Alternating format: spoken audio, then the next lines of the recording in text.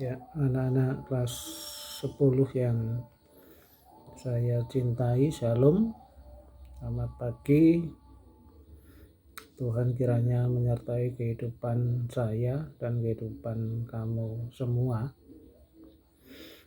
Pada minggu yang lalu kita sudah belajar tentang hidup baru. Pada saat ini kita mau belajar tentang bagaimana baptisan Yesus. Kalau kita melihat baptisan Yesus, bisa dilihat dari Matius pasal yang ke-3 ayat 13 sampai yang ke-17. Matius pasal yang ketiga ayat 13 sampai yang ke-17. Pada saat itu Tuhan Yesus datang ke sungai yang disebut dengan Sungai Yordan. Di sana Yohanes Pembaptis sudah banyak membaptis orang-orang dengan suatu pesan, bertobatlah, kerajaan surga sudah dekat. Tuhan Yesus juga hadir di sana, menuju ke sana, dan Tuhan Yesus juga menginginkan dibaptis.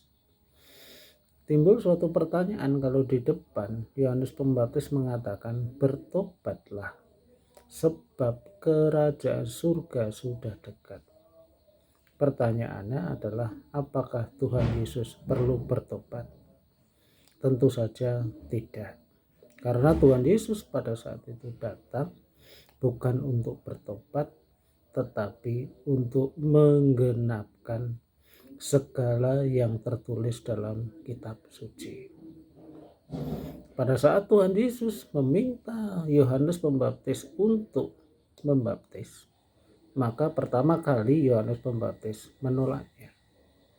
Dia mengatakan, bukan aku yang membaptis kamu, tetapi seharusnya kamu yang membaptis aku. Kenapa begitu? Pada saat itu ternyata mata rohani dari Yohanes Pembaptis melihat bahwa yang di hadapannya itu bukan manusia biasa, tetapi manusia ilahi. Tuhan yang menjelma menjadi manusia. Tetapi untuk menggenapkan segala yang tertulis dalam kitab suci, maka Yohanes Pembaptis mau membaptis Tuhan Yesus di Sungai Yordan. Tuhan Yesus masuk ke dalam sungai dan selanjutnya dibaptis. Timbul suatu pertanyaan, baptisan itu adalah baptisan selam atau baptisan yang bagaimana?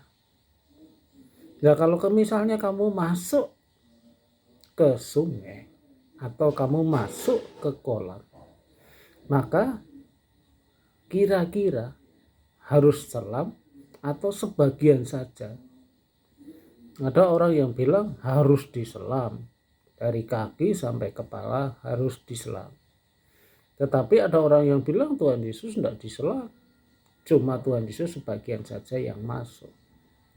Nah, setelah terjadi penyaliban, maka langit terbuka dan terdengar suara dari surga yang mengatakan, inilah anakku yang kukasihi, kepadanya aku berkenan. Pada posisi itu langit terbuka dan roh Tuhan turun seperti burung merpati. Nah, apa yang menarik untuk kita pelajari? Yang menarik adalah bahwa sebelum memulai tugasnya, Tuhan Yesus dibaptis. Nah, pertanyaan bagi kita adalah, apakah baptisan itu begitu penting sehingga kita harus melaksanakan? Yang pertama, mungkin pertanyaannya adalah, kalau Tuhan Yesus saja dibaptis, kenapa kita menolak untuk dibaptis?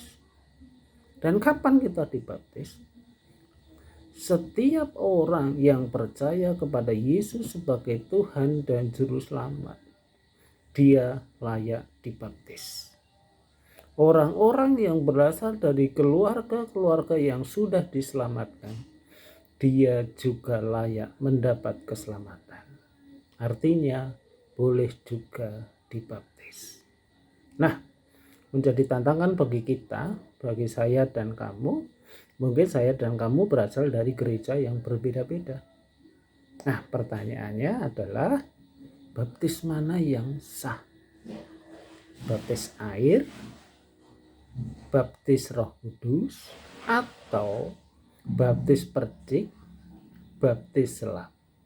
Nah, oleh karena itu, carilah literatur, dokumen-dokumen, pustaka-pustaka untuk menjawab pertanyaan ini. Tuhan memberkati saya dan kamu semua. Amin.